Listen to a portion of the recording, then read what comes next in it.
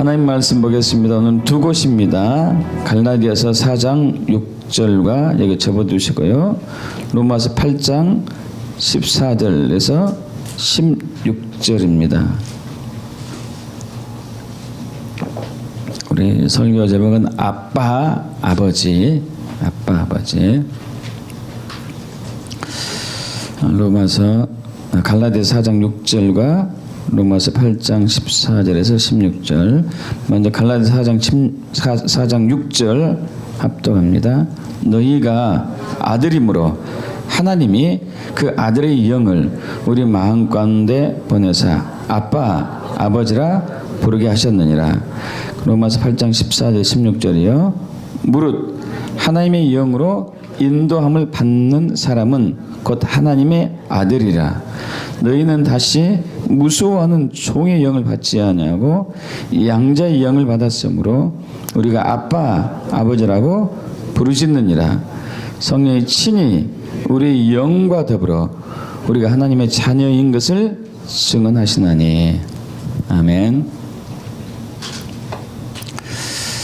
오늘은 우리가 아빠, 아버지란 제목으로 은혜를 나누길 원합니다. 이것은 우리가 작년에도 양자의 영, 아들의 영인가, 종의 영인가, 노예의 영인가 이런 제목으로 좀 나눈 적이 있습니다. 그런데 이 부분은 굉장히 깊고 다양한 부분에서 우리가 검토하고 또 조명해야 될 부분이 있기 때문에 앞으로 자주 나눌 것입니다. 요즘 우리 매스컴에서 우리 마음을 굉장히 비통하고 아프게 하는 그런 소식들이 있습니다.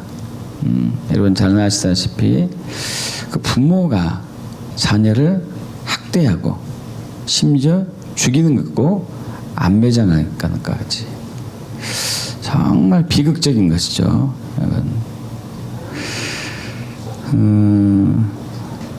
경기도 한 부천에서 3월 10일 날 잘 아시다시피 생후 3개월 된 이제 아이를 침대에서 떨어뜨려 가지고 10시간 넘게 방치해서 숨지게 한 그 젊은 부부 이야기는 참 우리의 마음을 힘들게 하죠.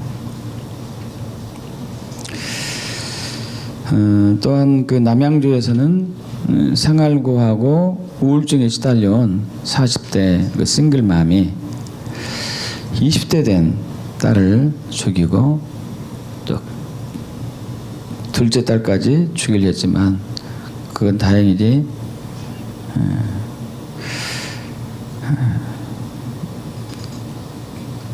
죽이지 못한 게 다행이긴 하지만 아유 참 이런 말씀하기 때문에 그래요. 또 평택에서도 그런 일이 있었어요. 7살 난 아들을 학대하고 집으로 이렇게 집에서 쫓아내버리는 건 비정한 계모와 그 친아버지. 또 지난달 15일에서는 용인에서 어머니와 이모가 7살 애를 때려서 숨져서 안매장한 사건들.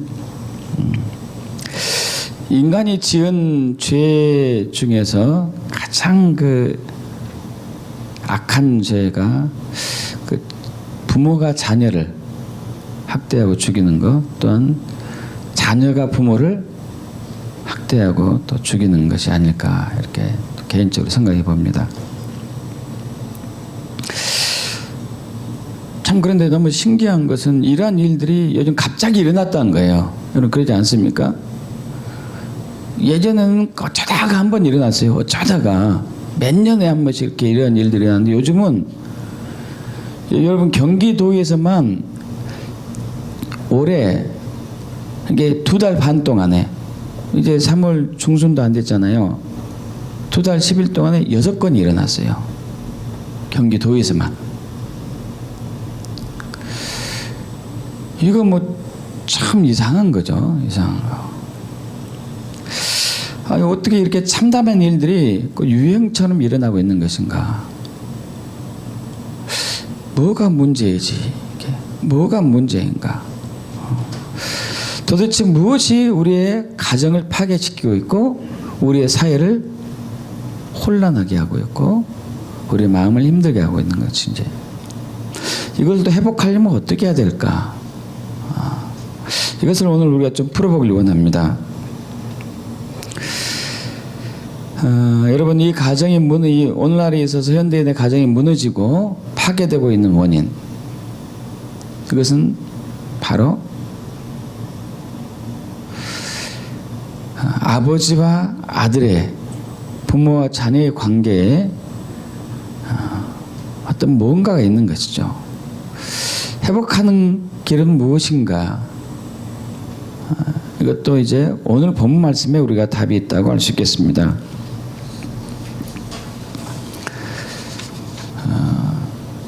현대인들뿐만 아니고 인류는 수천 년 동안 아버지를 잃어왔어요. 아버지 없이 살아왔습니다. 육신의 아버지도 이런 것도 있죠. 육신의 아버지도 있는데 특별히 영의 아버지를 잃어온 것이죠. 아담과 하와가 범죄하고 난 이후에 그들은 더 이상 에덴 동산에서 살 수 없었죠. 에덴 동산에 살 수 없어서 하나님께서 그들을 쫓아냈죠. 그때부터 아버지를 잃은 것이죠.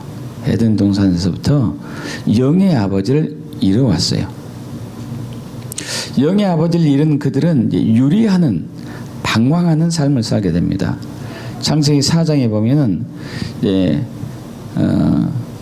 아담과 하와가 가인 큰아들과 둘째 아들 아벨을 낳죠. 근데 가인이 둘째 아들 동생 아벨을 죽이고 하나님의 징계를 받습니다. 그러면서 이제 가인이 아버지 앞을 떠나가요.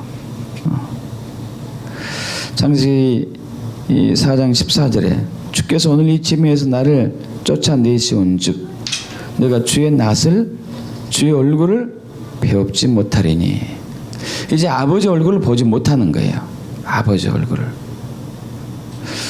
내가 땅에서 피하며 유리하는, 방황하는, 방랑하는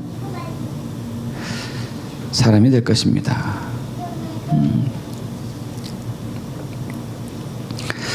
자, 저와 여러분의 삶이죠. 저와 여러분의 삶이고, 이렇기 때문에 우리의 가정이 항상 어려움과 혼돈과 무질서 속에 있는 것이고, 또 우리 사회도 역시 병들어 가는 것이죠.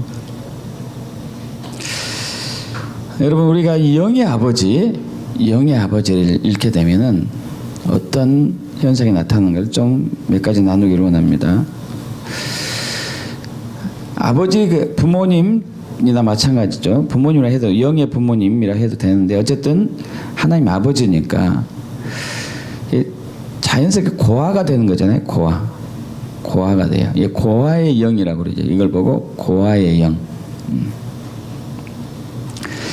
그러면 아버지 없이 자라게 되면, 육신의 아버지 포함했습니다만 특별히 영의 아버지가 없이 자라게 되면은 먼저 자기가 누군지를 몰라요.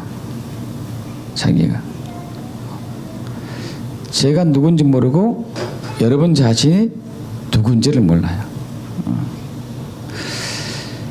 현실에도 마찬가지죠. 입양된 아이들이 성인이 되었을 때 사춘기 되면은 정체성에 혼돈이 오게 되죠. 내가 누구지? 내가 누구 자식이지? 뭐 이런 거 있잖아요. 아시죠? 특별히 해외로 입양된 케이스 같은 경우는 극명하게 나오죠. 사춘기가 되면은 제가 나하고 피부색도 다르고 눈 색깔도 다르고 얼굴 모양도 다르고 머리카락도 다르네. 나는 누구지? 나는 누구인가? 여러분, 꼭 입양이 되지 않더라도 인류는 수천 년 동안 자기가 누군지에 대해서 늘 고민하면서 살아옵니다. 그래서 인간은 누구인가? 그래서 파스칼 같은 경우 인간은 생각하는 갈대다, 이렇게 이제 얘기하기도 하고, 또 아리스토텔레스 같은 경우 인간은 사회적 혹은 정치적인 동물이다, 이것이 답은 아니잖아요. 그죠? 우리의 정체성을 확 시원하게 해줄 답은 아니에요. 답은. 저도 막 그 대학 시절 때 막 저에 대해서 궁금했어요. 나는 누구지? Who I am? 나는 누군가?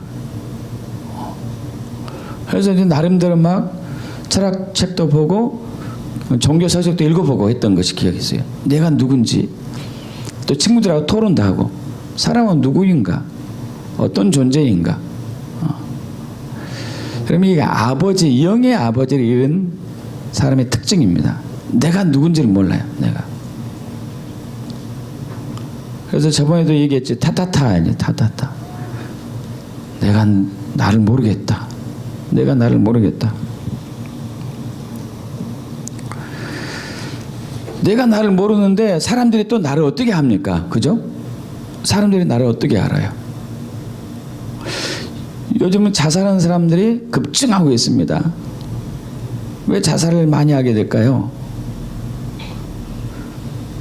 제일 큰 원인이 사람들이 나를 모르는 거예요. 사람들이 나를 몰라요. 나를. 여러분 부부싸움 할 때 제일 마음 아프게 하는 언어가 어떤 거죠? 자기를 몰라주는 거예요. 여러분 그러지 않아요?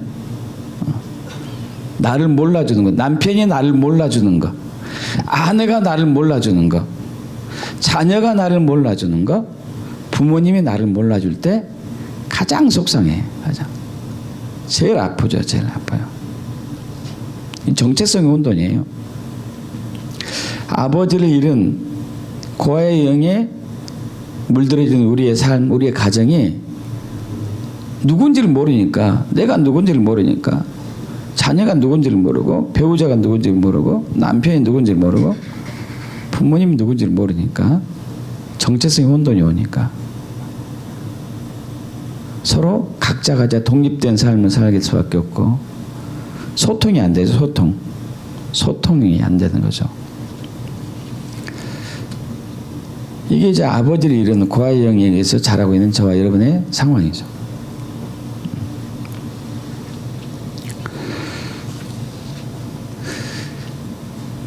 아버지가, 영적인 아버지가 없이 자라게 되면은 우리가 어디서 왔고 어디로 갔는지도 모르겠죠. 당연히 방향성이 없게 되죠. 내가 어디로부터 왔는지, 어디로 가는지.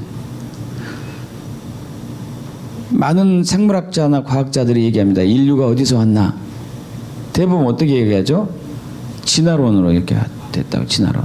저절로 생겨가지고, 저절로 이렇게 진화돼가지고, 어떤 것은 원숭이 되고, 어떤 것은 곰이 되고, 어떤 것은 호랑이 되고, 어떤 것은 인간이 되고.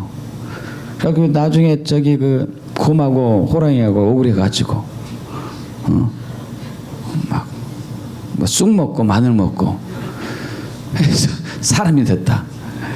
뭐 얼토당토하는 얘기들이 막 나오는 거예요. 이게 완전 웃기는 얘기죠. 웃기는 얘기. 마늘하고 쑥 좋아하는 사람은 뭐가 될지 모르겠습니다.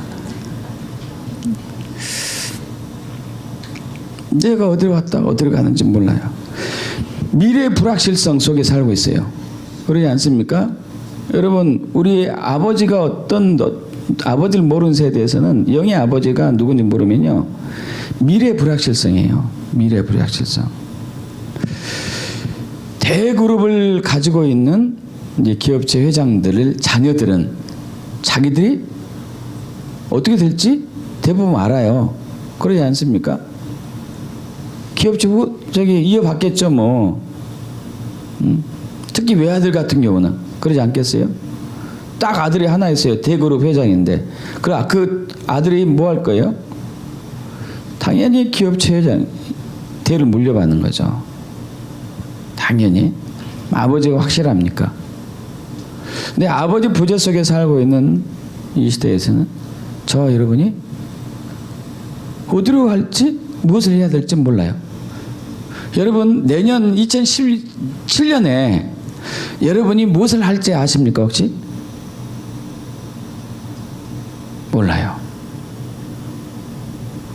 근데 아버지는 알고 있어요. 할렐루야. 하나님의 아버지는 알고 계셔. 우리는 모르는 거예요. 우리는. 그래서 무엇을 할지 모르는 거예요. 내가 어떻게 살아야 할지 모르는 것이죠. 그래서 우리가 점장이를 찾아가고 점쟁이 찾아가고 무당한테 가고 철학관 가는 거예요. 아버지가 없으니까 그런 거예요. 아버지.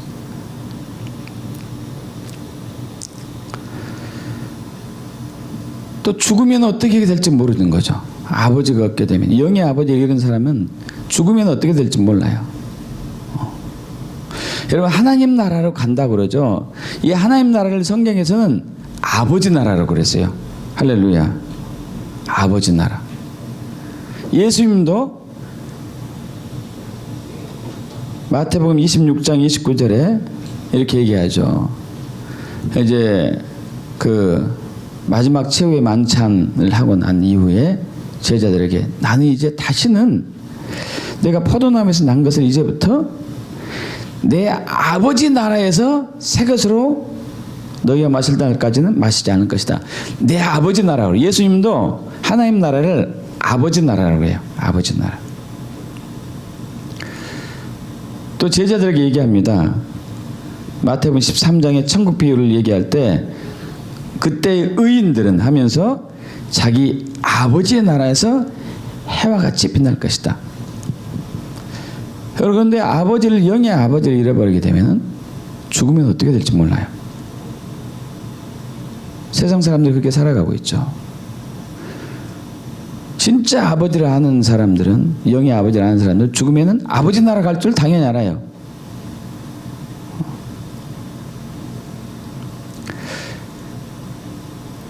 그 아이젠하워 대통령이 있습니다. 미국 34대 대통령이죠. 이분은 2차 대전의 영웅이잖아요. 34대 대통령이에요. 이분이 백악관에서 이제 재직할 무렵에 이제 임종이 얼마 안 남았어요. 그런데 너무 불안한 거예요. 너무 무섭고 갑자기 막 죽을 걸 생각하니까. 그래가지고 그때 빌리그람 목사님, 지금은 돌아가셨습니다만은 70년대, 60년대 이때 전 세계 복음 전도자, 우리나라도 왔었잖아요. 80년대. 여의도 광장에 가서 100만 명 막 그때 집회하고 그랬었는데 이 빌리그람 목사님 초청한 거죠. 너무 무서우니까, 너무 두려우니까 어떻게 될지 모르겠다는 거죠. 내가 죽으면. 여러분 이분도 아이젠하워 대통령도 신앙생활 한 분이에요. 신앙생활 했음에도 불구하고 아버지를 잘 모르니까 죽음이 앞에서 두려웠어요. 무서웠습니다. 그래서 빌리그람 목사님 초청하죠. 여러분 우리가 아버지가 없는 세대에 영의 아버지가 뭐고 영의 아버지가 없는 세대에 살게 되면은 인생의 목적이 없어요. 목적이. 여러분 인생의 목적은 무엇입니까? 목적이 뭐라고 확실하게 얘기해 줄 분 계세요? 여기서? 별로 많지 않아요. 많은 사람들이 인생의 목적을 돈 버는 것, 성공하는 걸로. 여러분 돈 많이 벌고 성공한 것은 인생의 목적 아니에요. 그건 목적이 아니죠.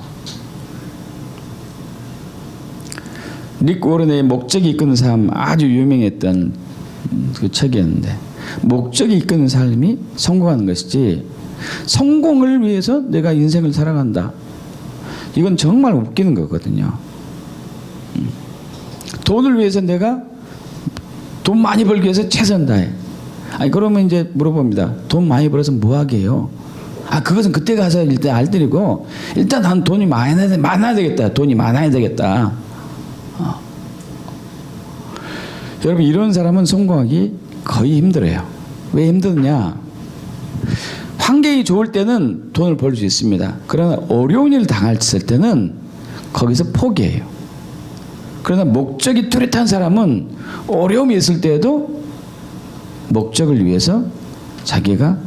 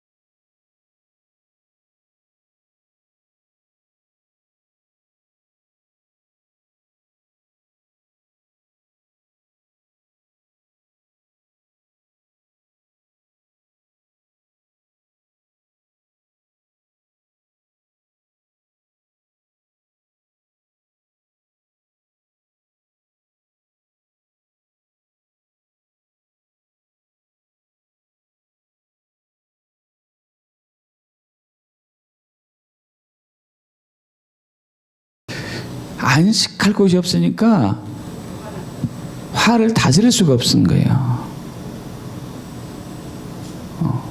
그래서 이제 화풀이 하는 거죠, 화풀이.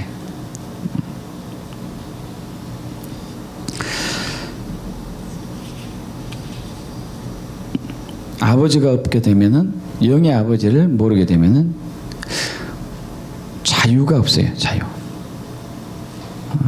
여러분, 방종과 자유를 이제 착각하시면 안 되는데, 방종과 자유. 내 멋대로 하는 것은 자유는 아니죠. 어떤 책임이 따르는 것이죠. 우리 갈라디아서 4장 6절부터 8절까지를 합독해 보겠습니다. 갈라디아서 4장 6절에서 8절. 너희가 아들임으로 하나님이 그 아들의 영을 우리 마음 가운데 보내사 아빠 아버지라 부르게 하셨느니라. 그러므로 내가 이후로는 종이 아니요 아들이니 아들이면 하나님으로 말미암아 유업을 받을 자니라. 그러나 너희가 그때는 하나님을 알지 못하여 본질상 하나님이 아닌 자들에게 종노릇 하였더니 이제는 너희가 하나님을 여기까지요. 자, 8절. 그러나 그때에는 하나님을 너희가 알지 못해서 본질상 하나님이 아닌 자들에게, 하나님이 아닌 자들이라는 얘기는 사탄마귀거든요. 귀신들. 이에서 종놀이 되는 거예요. 종놀이. 종은 자유가 없잖아요. 종은 자유가 없습니다. 아버지를 모르면, 하나님을 알지 못하면, 아버지를 알지 못하면 종노릇 하는 거죠. 종노릇. 노예 삶을 사는 거죠. 그래서 신앙도 종의 신앙이 있어요. 아들의 신앙이 있고. 종의 신앙은 기도하는 것을 들어보면 안 해요. 아들의 신앙인가 종의 신앙인가 기도하는 얘기를 들어보면 안 해요. 종의 신앙이 있는 사람들은 맨 주세요, 주세요, 주세요, 주세요, 주세요. 이것 주세요, 저것 주세요, 주세요. 근데 또 안 줄 것 같으니까 계속 기도하는 거죠. 계속 중언부언하는 거죠. 중언부언. 그렇게 해놓고도 진짜 줄까? 말까? 주면 좋을 텐데. 그럼 이건 종의 신앙을 가진 사람이 하는 종의 기도거든요. 여러분, 그러나 아들의 기도는 아니에요. 아들로서의 기도.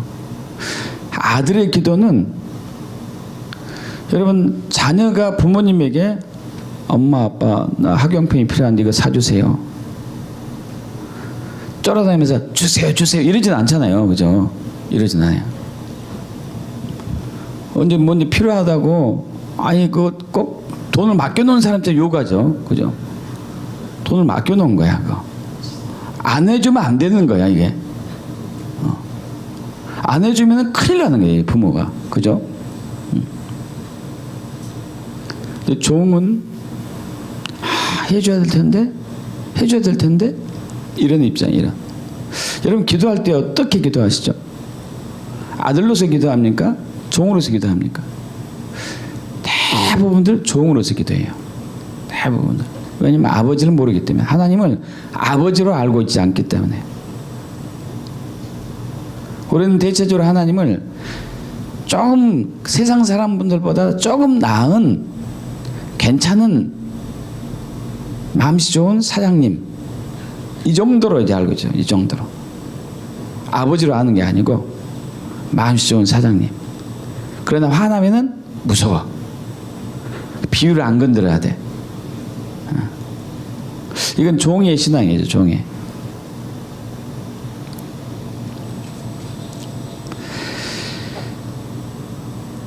그러면 아들로서의 삶을 살지 못하고 종으로서 삶을 살게 되면은, 아버지를 모르게 되면은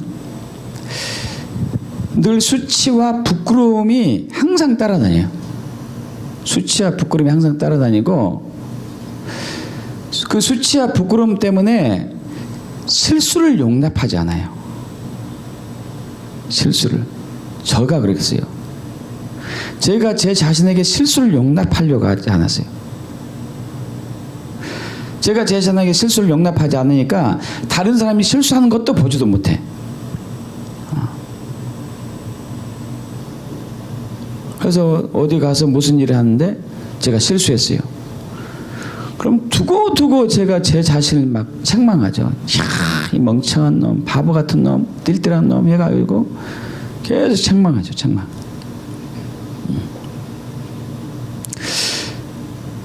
자유가 없더라고. 자유가. 자유함 없는 것이죠. 그래서 화도 많이 나고 낙심도 많이 되고 막 감정이 롤러코스터예요. 확 있다가 확 떨어졌다가요. 응?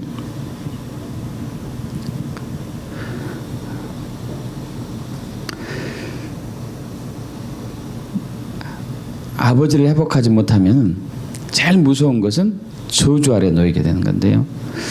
여기 접어두시고 우리 말라기 4장 5절에서 6절 보겠습니다. 여기 접어두시고 말라기 4장 5절과 6절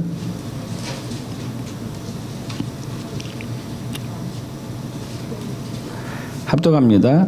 보라, 여호와의 크고 두려운 날이 이르기 전에 내가 선지자 엘리야를 너에게 보내리니 그가 아버지의 마음을 자녀에게로 돌이키게 하고 자녀들의 마음을 그들의 아버지에게로 돌이키게 하리라.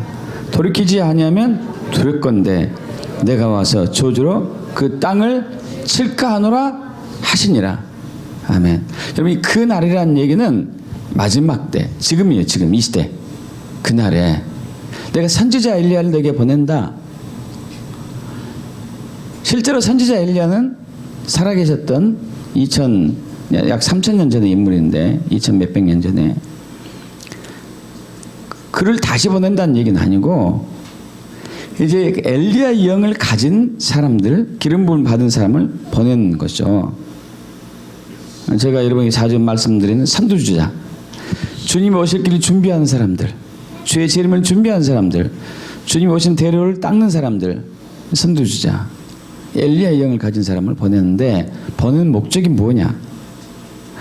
아버지의 마음을 자녀에게로, 자녀들의 마음을 그들의 아버지에게로.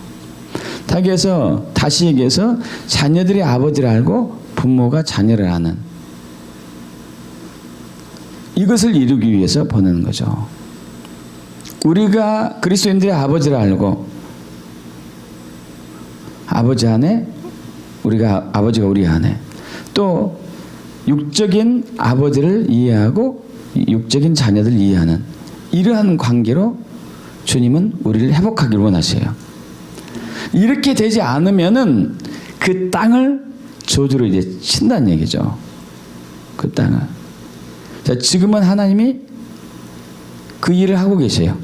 한쪽에서는 한 부류에게는 아버지를 알게 하시고 아버지가 어떤 분이고 아버지 안에서 안식하고 아버지 안에서 자유하게 하시고, 한 부류는 저주를 풀어놨어요.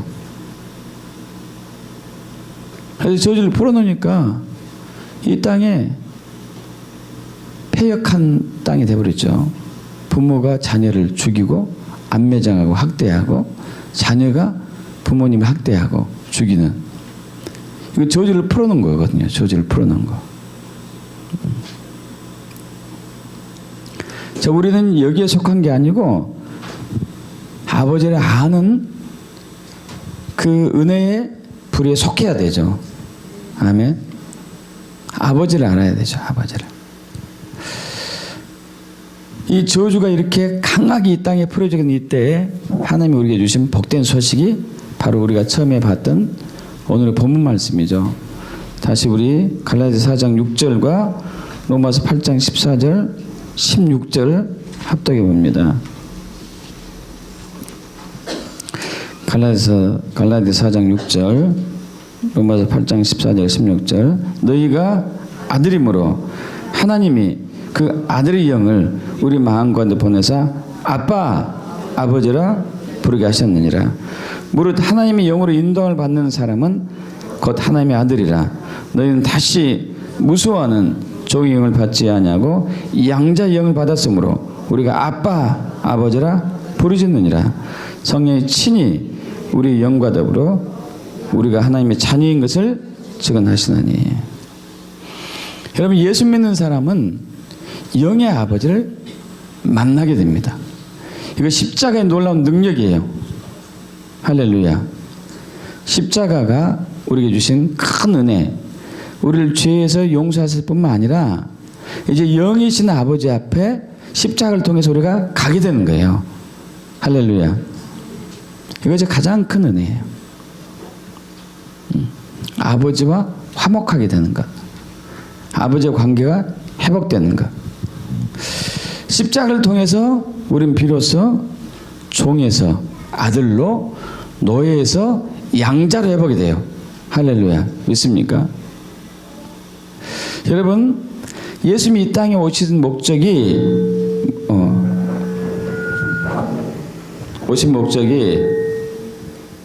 우리를 구원하신 것인데, 당연하죠. 구원하기 위해서 주님이 오셨는데, 거기에 못지않게 중요한 것은 우리에게 아버지를 보여주기 위해서 오셨어요. 이건 정말 중요한 거예요. 우리에게 아버지를 소개해 주기 위해서, 우리에게 아버지를 알려주시기 위해서, 우리에게 아버지를 계시해 주기 위해서 오셨어요. 요한복음 14장을 가겠습니다. 요한복음 14장.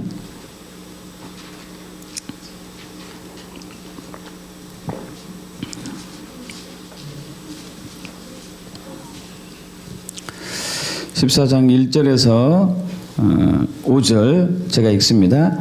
너희는 마음에 근심하지 말라. 하나님 믿음이 또 나를 믿으라. 내 아버지 집에 거할 곳이 많도다. 그렇지 않으면 너에게 일렀으리라. 내가 너희를 위하여 거처를 예비하러 가노니. 여러분, 이 거처가 예비될 곳이 어디일까요? 천국인데 아버지 집. 아버지 집이에요. 아버지 집. 가서 너희를 위하여 거처를 예비하면 내가 다시 와서 너희를 내게로 영접하여 나 있는 곳에 너희도 있게 하리라. 내가 어디로 가는지 그 길을 너희가 아느니라. 그러자 도마가 물어봅니다. 주여, 주께서 어디로 가시는지 우리가 알지 못하는 것을 그 길을 어찌 알겠습니까? 그러자 요한복음 14장 6절은 아주 중요한 얘기를 해요. 합독합니다. 예수께서 이르시되 내가 곧 길이요 진리요 생명이니 나로 말미암지 않고는 아버지께로 올 자가 없느니라. 여러분, 예수님이 이 땅에 오신 목적이 그거예요. 우리를 아버지께로 인도하기 위해서, 우리를 아버지께로 인도하기 위해서 오셨어요. 이게 구원의 목적이에요. 우리는 이 믿음이 좀 피상적이에요. 예수 믿고 천국 가면 되죠. 이것이 구원이죠. 아니죠. 우리는 아버지께로 가야 돼요. 할렐루야. 아버지께로 가야 돼. 예수를 통해서 아버지께로 가야 됩니다. 있습니까? 예수를 통해서 아버지께로 가야 돼요. 그러자 빌립이 요한복음 14장 8절에 이렇게 질문해요. 합독합니다. 빌립이 이르되 주여 아버지를 우리에게 보여 주옵소서. 그리하면 족하겠나이다. 여러분, 이것이 우리의 기도해야 돼요. 예수님, 성령님, 아버지를 제게 보여 주시옵소서. 아버지를 나에게 보여 주시옵소서. 여러분, 아버지를 모르니까 우리가 자유하지 않아요. 아버지를 모르니까 우리가 어디로, 무엇 때문에 살아야 되고, 왜 살아야 되고, 삶의 목적이 뭐고, 내가 누군지 모르는 거예요. 아버지를 모르니까 안식하지 못하고 외롭고 방황하고 유리하고 자유가 없고, 아버지를 모르니까 사랑을 몰라요. 사랑. 저 여러분이 사랑을 모릅니다. 사랑할 줄도 모르고 사랑받을 줄도 몰라요. 제가 결혼생활 했었을 때 제일 제 아내하고 많이 갈등했던 게, 다퉜던 것 중에 하나가 사랑이 서툴러서 했어요. 사랑이 서툴러서. 제 아내는 저에게 사랑을 표현할 때 어깨를 쓰다듬어주고 어깨를 이렇게 손얹고 머리도 이렇게 해주고, 저는 이게 어색한 거예요. 어색해요. 어디 여자가 감히 남자 어깨에 손을 얹고 머리에 손을 대고 차버려라 이거.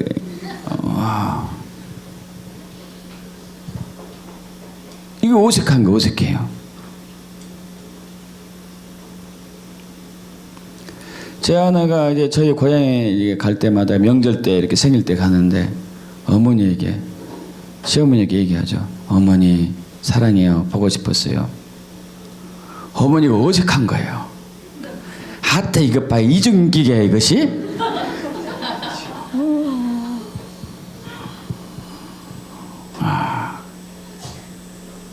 이게 부담스러운 거예요. 부담스러운 거. 사랑을 받을 줄도 모르고 할 줄도 모르는 거죠. 아버지를 모르는 거예요. 아버지로부터 사랑을 받은 적이 없기 때문에, 아버지의 사랑을 누린 적이 없기 때문에.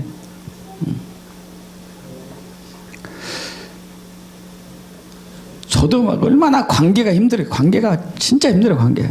뭐 공부하라고 그러고 뭐 만들라고 하면 잘하겠는데 관계를 누리려면 힘들어요. 힘들어. 우리 남성교회 이렇게 많지도 않은 남성교회 있잖아요. 다들 관계가 어색한 거야. 식사 때 되면 밥만 먹기 급한 거지. 얘기를 하나 뭘 하나. 얘기하면 단답형이야. 얘기 딱 하면 단답형. 관계를 누리기가 힘들어요. 관계를.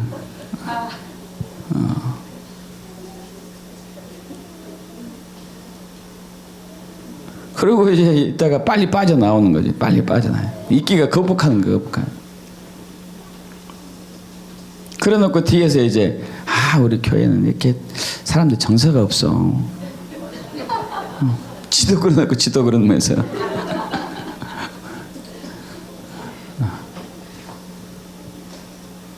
아버지를 몰라요. 아버지. 근데 놀라운 것이, 복된 소식이 예수님 우리에게 아버지를 소개해 줬다니까요. 할렐루야. 그 아버지 하나님 만나기 축복합니다. 아버지 하나님 만나기 축복합니다. 다시 한번 우리 요한복음 14장 8절 합독합니다. 빌립이 이르되 주여 아버지를 우리에게 보여 주옵소서. 그러면 족하겠나이다. 여러분, 빌립이 육신의 아버지가 없었던 분일까요? 그러진 않았을 것 같고, 빌립도 뭔가 아버지 부재 속에서, 영적인 아버지 부재 속에서 우리가 살아가는 그 공허함과 허무함을 알았을 거예요. 여러분, 아버지가 없는 하나님 아버지를 모르는, 영적인 아버지를 모르는 상황에서는요, 우리가 인생의 목적이 없다고 제가 아까 말씀드렸는데, 어떤 사람은 개인적 목적이 뚜렷한 사람이 있어요. 뭐 히말라야 산을 내가 다 정복할 것이다, 뭐 이런 거 있잖아요. 과학 분야에 무슨 분야에. 근데 영적인 아버지가 없으면요, 정복하고 난 이후에 허무해져요. 허무해져. 정복했는데 정복했는데 뭐예요 도대체? 최고가 됐는데 도대체 뭐야 이게? 뭐지 이게? 아버지가 없어서, 영적인 아버지가 그렇기 때문에. 자, 아버지를 우리가 보여주셔서, 그러니까 예수님이 뭐라고 그러시든지, 우리 요한복음 14장 9절에서 11절 보겠습니다. 예수께서 이르시되 빌립아, 내가 이렇게 오래 너희와 함께 있을 때 내가 나를 알지 못하느냐? 나를 본 자는 아버지를 보았거늘 어찌 아버지를 보이라 하느냐? 내가 아버지 안에 거하고 아버지는 내 안에 계신 것을 내가 믿지 아니하느냐? 내가 너에게 이르는 말은 스스로 하는 것이 아니라 아버지께서 내 안에 계셔서 그의 일을 하시는 것이니라. 내가 아버지 안에 거하고 아버지께서 내 안에 계심을 믿으라. 그렇지 못하겠거든 행하는 그 일로 말미암아 나를 믿으라. 빌립이 예수님, 당신이 아버지로 갈, 하나님의 아버지로 갈 길이요 진리요 생명입니까? 그러면 아버지를 저에게 보여주세요. 그럼 너무 좋겠네요. 그러니까 예수님 말씀하시죠. 나를 본 사람은 아버지를 본 것이다. 할렐루야. 나를 본 사람은 아버지를 본 것이다. 내가 너에게 이런 말이 다 아버지가 나에게 주신 말씀이다. 내가 지금 한 행동이 다 아버지의 일이다 이거죠. 그래서 요한복음 14장 24절에서도 너희가 듣는 말은 내 말이 아니고 나를 보내신 아버지의 말씀이다. 다 아버지의 주신 말씀을 내가 너에게 한 거고, 아버지의 사랑을 너에게 다 표현한 거고, 아버지의 능력을 다 너에게 보여주신 것이고, 아버지의 일을 다 너에게 보이고 있다. 예수님의 아버지를 소개한 것이죠. 그래서 예수님이 이 땅에서 오셔서 한 일은 아버지가 어떤 분인가를 지속적으로 보여주시고 초청하신 거예요. 믿습니까? 그래서 저와 여러분 아버지를 알기를 원하고 아버지를 알기를 갈망해야 돼요. 그것이 요한복음 17장 3절 뒤에 보면 극명하게 나오는데, 요한복음 17장 3절 우리 합독합니다. 영생은 곧 유일하신 참 하나님과 그의 보내신 자 예수 그리스도를 아는 것. 영생은 예수님도 알고 아버지도 알아야 돼. 그래서 요한복음 17장 6절 제가 읽을게요. 세상 중에서 내게 주신 사람들에게 내가 아버지 이름을 나타내었나이다. 내가 아버지 이름을 나타내었나이다. 아버지 이름을 나타냈다는 얘기는 아버지 인격을 얘기하거든요. 아버지 인격. 아버지가 어떤 분인가를 예수님 자신을 통해서 보여주신 것이에요. 아버지는 사랑이십니다. 아버지는 긍휼이십니다. 아버지는 자비하신 분입니다. 아버지는 신실하신 분입니다. 아버지는 용서하신 분입니다. 아버지는 늘 우리 함께 계신 분입니다. 아버지는 만왕의 왕이십니다. 아버지는 만주의 주이십니다. 이것을 예수님이 삶을 통해서, 말씀을 통해서 보여주신 것이죠. 또 요한복음 17장 26절도 마찬가지죠. 내가 아버지 이름을 그들에게 알게 하였고 또 알게 하리니 이는 나를 사랑하신 사랑이 그들 안에 있고 나도 그들 안에 있게 하려 함이니이다. 내가 아버지 이름을 그들에게 알게 했고 또 알게 할 것이다. 또 알게. 아버지는 무한하신 분이기 때문에 계속 아버지를 소개해 주는 거예요. 아버지를.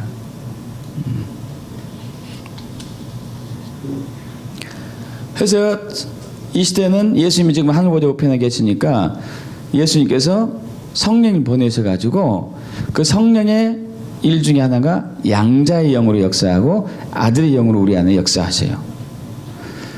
그래서 양자의 영, 아들의 영을 통해서 우리에게 계시하시는 것이 하나님의 아버지가 어떤 분인가를 계속 보여주고 계세요. 그래서 저와 여러분이 아버지가 어떤 분인가를 알았어야 돼. 아버지가 어떤지. 아버지가 어떤 분인지를 알게 되면은 내가 누군지를 안다니까요. 믿습니까? 그때 비로소 내가 누군지를 알아요. 저도 마찬가지였어요. 내가 누군지를 모르니까 이걸 할까 저걸 할까, 약국을 하고 또 약학대학원을 졸업하고 한의과 대학을 졸업하고 나서도 이제 또 무엇을 해볼까, 뭘 해보지, 고민했어요. 고민. 또 이쪽 갔다 이쪽 갔다 그러니까 하나님께서 나중에 부르시더라고요. 얼마나 방황했는지 몰라요. 제가 집 이사한 게 열 몇 번 이사했어요. 열 몇 번. 와, 그 주민등록 처분 떼면 이사한 기록 나오잖아요. 3페이지 돼요. 3페이지. 와, 제 큰딸 하에는 중학교 교복이 3개예요. 3개. 세 군데 학교를 다니는 거예요. 세 군데. 방황하는 거예요. 방황하는 거. 아버지가 누군지 모르니까요. 신앙생활 했어도 아버지를 몰랐어요. 여러분 아버지 아십니까? 하나님 아버지. 하나님의 아버지로 알고 계시냐 이거지. 아니에요. 그냥 신으로 알고 있는 신. 그분은 인격적인 우리 아버지신데 그냥 신으로 아니에요. 신으로. 나를 사랑해 주는 신, 나를 용서해 주는 신, 나의 필요를 채워주는 신, 이 정도로. 아니, 그분은 아버지니까. 아버지.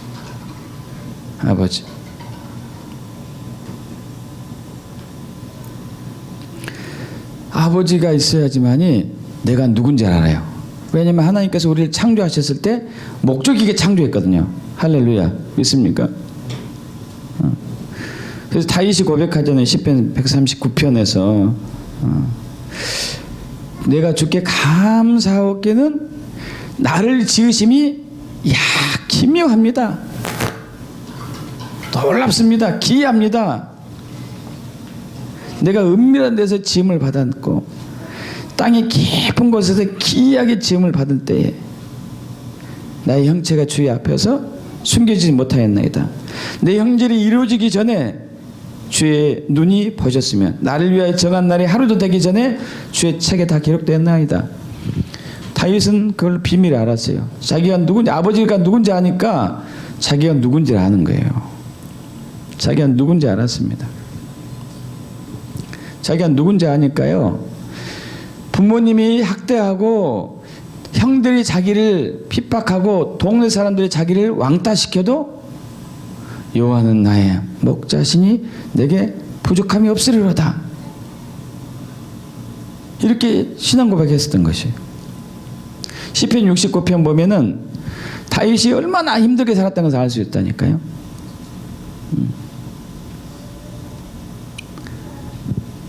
양을 잡으면은, 고기를 잡으면은 살은 다 맛있는 것은 형들에게 주고 부모님이 다 가져가고 자기에겐 쓸개를 마시겠나이다. 양치다가 옆에 양이 양 한 마리 잃어버렸으면 다윗이 했다고 누명을 씌우고, 진짜 억울한 일을 많이 나갔거든요. 억울한 일. 그런데 다윗이 고백합니다. 여호와는 나의 목자시니 내게 부족함이 없으리로다. 내가 사망의 음침한 골짜기에 다니더라도 해를 두려워하지 않습니다. 왜냐하면 아버지가 나와 함께 하시기 때문에 그렇습니다. 할렐루야.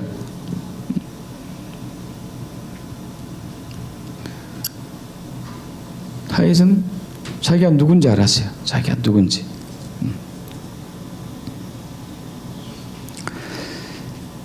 하나님이 자기를 알고 있다는 사실을 알았다는 얘기예요. 할렐루야.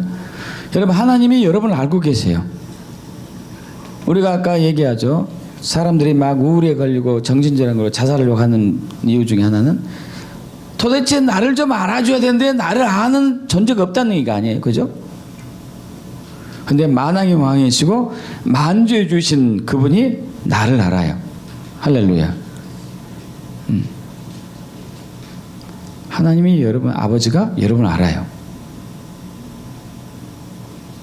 성격이 여리여리하고 큰소리 치면 아이고 기죽어, 이것도 알고, 화나면 확 무럭하는 것도 알고, 집어 엎어버린 것도 알고, 다 안다니까요.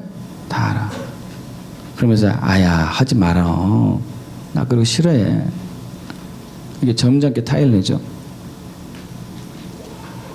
우리를 눈동자같이 알고 있죠. 눈동자같이 한다는 얘기는 완벽하게 알고 있다는 얘기죠. 완벽하게. 나를 완벽하게 알고 있는 누군가 있으면 절대 외롭지 않습니다. 그럼 이해가십니까? 누군가 나를 모르니까, 누구도 나를 모르니까 내가 힘든 거지. 힘들어요. 여러분, 아버지를 아는 사람들은 삶의 목적이 있어요. 유업이 뭔지 알아요. 유업이. 갈라디아서 우리 4장 6절 7절 합독합니다. 너희가 아들이므로 하나님이 그 아들의 영을 우리 마음 가운데 보내사 아빠 아버지라 부르게 하셨느냐. 그러므로 내가 이후로는 종이 아니요 아들이니 아들이면 하나님으로 말미암아 유업을 받을 자니라. 할렐루야. 삶의 목적이 있어요. 유업이 있다니까요. 믿습니까? 아버지 유업이 있어요. 아버지의 유업.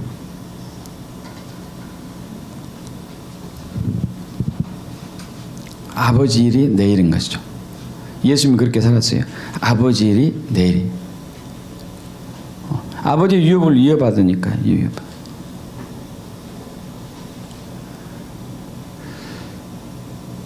아까 말씀드린 것처럼 아버지를 모르게 되면은 인생이 어디로 시작해서 어디로 갔는지 모르죠.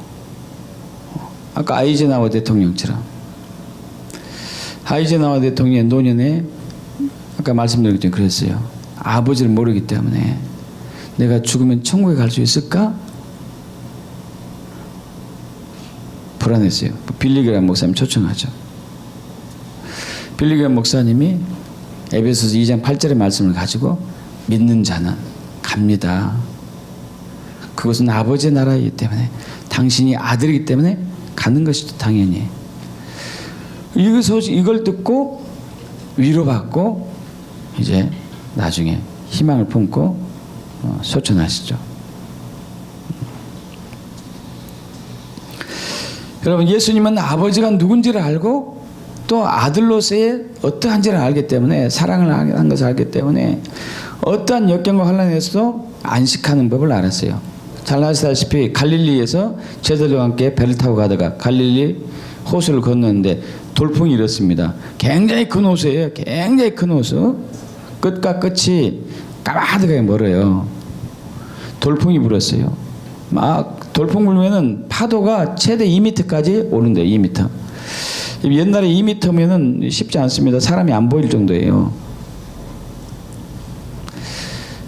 자, 이런 상황에서 예수님이 주무셔요. 야, 이건 놀랄 놀자죠. 막 빗물이 바닷 강물이 이렇게 들어옴에도 불구하고. 왜 그럴까요? 왜 그렇게 안식할 수 있죠? 예수님은 아버지 안에 있었어요. 아버지가 예수님 안에 있었었고. 할렐루야. 우리 이걸 이제 누려야 돼요. 우리가 예수님 안에, 예수님이 우리 안에 있는 것을 누려야 되는 거죠. 우리도 역시 아버지 안에, 아버지가 우리 안에 있는 것을 누려야 돼요.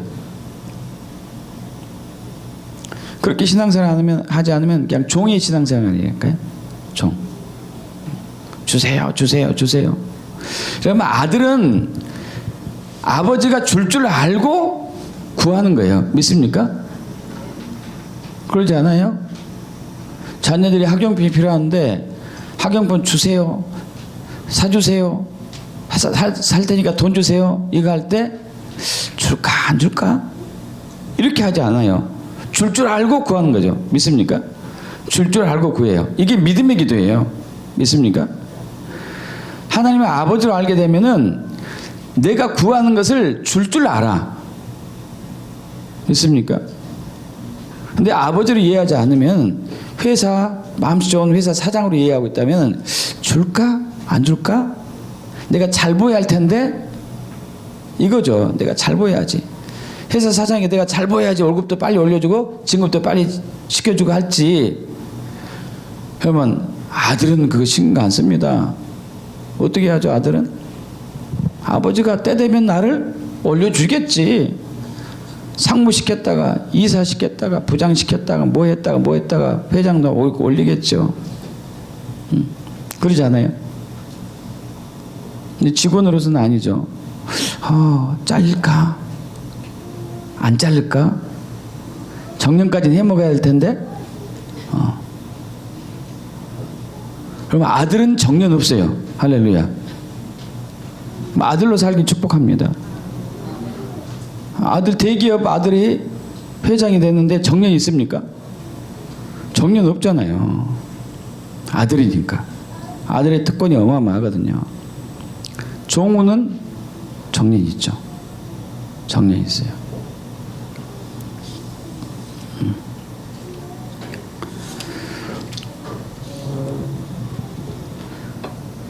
아버지 것이 다 내 것이니까.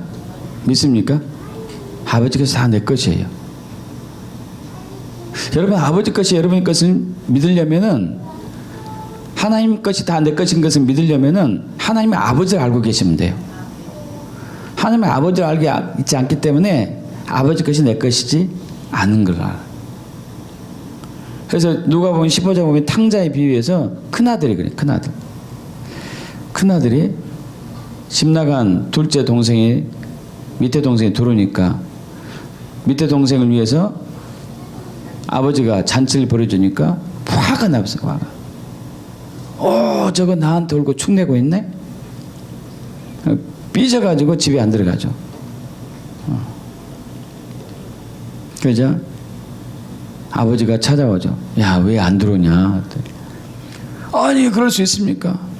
내가 그렇게 오랫동안 아버지 위해서 내가 봉사하고 헌신했는데, 아니, 내 친구를 위해서 염소 새끼 하나 없었는데 어떻게 집 나간 저 탕자가 들어왔는데 이런 거대한 잔치를 벌일 수 있겠습니까? 얘야, 항상 너는 나와 같이 있으니까 내 것이 다 네 것이다. 할렐루야. 믿습니까? 내 것이다, 네 것이다. 그럼 그러나 종에는요, 종의 신앙은, 종의 믿음은 하나님 것이 내 것이 아니에요. 종이니까. 이게 불안한 거예요. 불안해. 믿지 못하죠. 그러나 아들의 신앙은 아니죠. 아버지 것이 다 내 것이에요. 믿습니까? 봐요. 안 믿는 것 같아.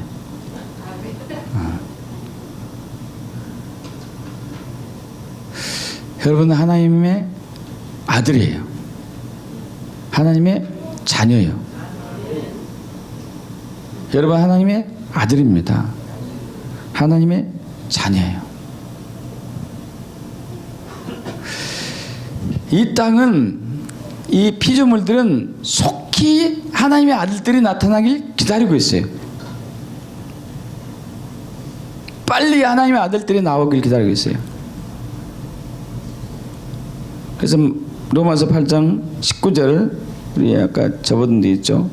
19절 22절 함께 합독합니다. 피조물이 거대한 바는 하나님의 아들들이 나타나는 것이니 피조물이 허무한 데 굴복하는 것은 자기 뜻이 아니요 오직 굴복하게 하신 이로 말미암음이라. 그 바라는 것은 피조물도 썩어짐의 종노릇한 데서 해방되어 하나님의 자녀들의 영광의 자유에 이르는 것이니라. 피조물이 다 이제까지 함께 탄식하며 함께 고통을 겪고 있는 것을 우리가 아느니라. 피조물들은 우리가 아들의 지위를 잃어버리고 아버지를 잃은 순간부터 저주에 빠졌거든요. 저주. 그들이 해방돼서 자유한 유일한 길은 아들들이 다시 나타나는 거예요. 근데 이 시대에 그렇게 많은 그리스도인들이 있는데 아들로서의 그리스도인들이 많지가 않은 거죠. 많지가 않아요. 여러분, 우리는 더 이상 종으로 살아가면 안 돼요. 종으로 신앙생활해서 안 돼요. 노예로 신앙생활하면 안 되는 거죠. 하나님이 우리를 자유케 하신 목적은 아들로서의 지위를 회복하기 위해서 자유케 하신 것이죠. 할렐루야. 믿습니까? 아들이죠, 아들. 저 여러분 아들입니다. 하나님 우리 아버지 되십니다. 그래서 매일매일 하나님을 아버지로 만나기 축복합니다. 하나님을 아버지로 만나야 돼요. 그래서 아버지 사랑합니다. 아버지 영광 받아 주시옵소서. 제가 이제 목회하기 시작한 지 얼마 안 돼 가지고 저희 이제 그 동네에 사는 한 지금은 권사님이신데 그분이 이제 신앙생활한 지 얼마 안 돼서 저에게 일주일에 한 번씩 오셨었어요. 기도하는 법을 알려주세요. 그때는 제가 목사 안수 받기 전인데 전도사님 기도하는 법 알려주세요. 그래서 이렇게 하십시오. 어떻게 합니까? 하나님, 저는 하나님을 알기를 원합니다. 하나님 어떤 분인가 계시해 주세요. 보여주세요. 두 번째, 하나님 사랑합니다. 하나님 사랑합니다. 아버지 사랑합니다. 성령님 사랑합니다. 예수님 사랑합니다. 이걸 가라고 그랬어요. 근데 한 달 있다가 왔어요. 예수를 만났대. 할렐루야. 당신을 알기를 원합니다. 그랬더니 주님이 찾아오셨대요. 얼마나 좋은지. 할렐루야. 얼마나 좋은지. 여러분들 기도할 때 주님 만나기 위해서 기도해요. 주님을 알기 위해서 기도해요. 그분이 누군지 알면 되죠. 하면 돼요. 또 사랑을 막 고백하는 거죠. 아버지 사랑합니다. 예수님 사랑합니다. 성령 사랑합니다. 이분이 주님을 만나고 나서 임재를 느끼기 시작했습니다. 임재를 느꼈어요. 하나님이 오시는 것을 느껴요. 몸으로. 여러분도 그렇게 되길 축복합니다. 그런데 성령님 사랑합니다. 예수님 사랑합니다. 아버지 사랑합니다. 이게 강도가, 임재 강도가 다르대요. 아버지 사랑합니다 할 때 제일 강하게 임재가 왔어요. 할렐루야. 그래서 그분은 주로 아버지로 가요. 아버지, 아버지, 아버지, 아버지. 한 번은 그분 손주를 잃어버렸습니다. 손주를 어떻게 잃어버렸냐면은 그 이제 딸하고 사이비가 그 손주가 말 안 들어가지고 엄동설안에 야단치고 거의 내복만 입고 쫓아버렸어요. 근데 얘가 이제 추면 들어야 되는데 안 들어오네 이게. 그래가지고 경찰서에 신고하고 난리가 났다니까요. 근데 그 권사님은 태어나더라고. 난 아버지께 기도했어요. 곧 올 거예요. 밤이 돼도 안 왔어요. 그래서 이분이 기도했어요. 아버지 도대체 그게 어디 있습니까? 그랬더니 아버지께서 옥상에 올라가 봐라. 옥상에 올라가 봐라. 옥상에 갔더니 박수 주워가지고 추워서 덜덜 떠서 거기서 이렇게 덜덜 떨고 있더래요. 한쪽 부서에 가서. 찾아왔어요. 이분이 한 번은 지하철 타고 그 부천에 사시는 분인데 저 의정부 끝에까지 갔다 오신 적 있어요. 한 2시간 걸리네. 오는데도 갈 때도 2시간 이상. 근데 오는데 얼마나 목이 마르는지 지하철 계속 타고 오니까 건조해가지고 그래서 기도했습니다. 아버지, 아니 그 삼손은 목이 마르다고 하니까 샘물을 탁 터져 나오게 해서 물을 줬고 나는 이게 뭡니까? 아버지 나 물 주세요. 아니 지하철 내에 무슨 물을 누가 줬겠어요? 그죠? 근데 아버지니까 달라는 거죠. 아버지. 딱 기도하자마자 입안에 물이 고였어요. 여러분 그런 일이 있겠습니까? 입안에 물이 고였어요. 이런 일이 있을 수 있겠어요? 하나님 하실 수 있죠. 아버지는 할 수 있죠. 자녀를 사랑하기 때문에. 그래서 이분은 걱정하지 않는 거예요. 어떠한 환난과 역경과 고난이 오더라도 걱정이 없어요. 아버지를 알고 있기 때문에. 아버지가 자기를 얼마나 사랑하는지 알고 있기 때문에. 여러분 하나님의 아버지가 여러분 얼마나 사랑하는지 아십니까? 얼마나 사랑하는지 느끼고 계세요? 얼마나 사랑하는지 누리고 계십니까? 그렇게 축복합니다. 그러면은 걱정이 없다니까요. 근심이 없어요. 운전하는데 누가 나를 앞질렀어요. 하나님과 나는, 아버지와 나는 날 친하고 감사함이 넘치는데 앞질렀으니 기분이 나쁠까요? 어떨까요? 기분 나쁘지 않아요. 그죠? 기분 나쁘지 않습니다. 누가 어떠한지 관계없어요. 누가 나를 음해도 관계없어요. 아버지가 나를 사랑하기 때문에, 아버지가 나를 알고 있기 때문에, 아버지가 나와 함께 하기 때문에. 할렐루야. 그래서 여러분 하나님께 아빠 하고 부르셔야 돼요. 아빠, 아빠. 육신의 아버지와는 완전히 다르죠.